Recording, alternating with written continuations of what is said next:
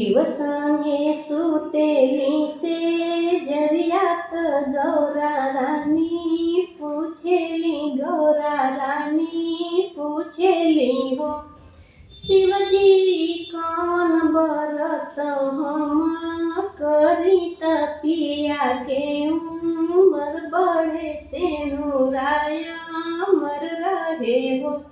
स्वामी कौन बरत हम करी पिया के उमर बढ़े से नुराया मर रहे हो।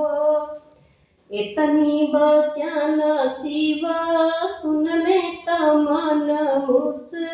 कैले त मन मुस कैलाई हो गौरा तीज के तू करिहा बरतिया त पिया के उमर बढ़ी से नुराया मर रही हो गौरा तीज के तू करिहा बरतिया त पिया के उमर बढ़ी से नुराया मर रही हो। तीज के व्रत बड़ी पावन लागे मन भावन त लागे सुहावन हो हे गौरा निर्जल रहिहा निरहारत शिव के पूजन करिहा सोर हो सिंगार करिहा हो हे गौरा निर्जल रहिहा निरहारत शिव के पूजन करिहा सोर हो सिंगार करिहा हो।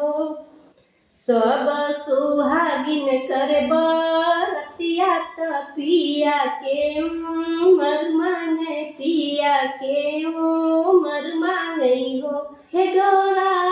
जन्म जन्म रही सुहागिन त से नुराया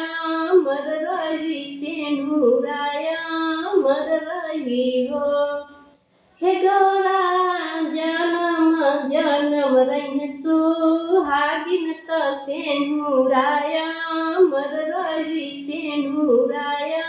मर रही हो। इतनी बचन गौरा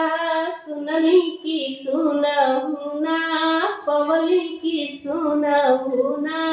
पवली नु गौरा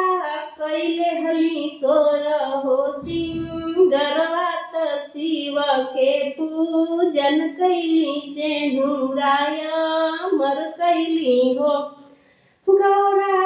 कैले हली सोर हो सिंगरवा त शिव के पूजन कैली से नुराया मर कैली हो।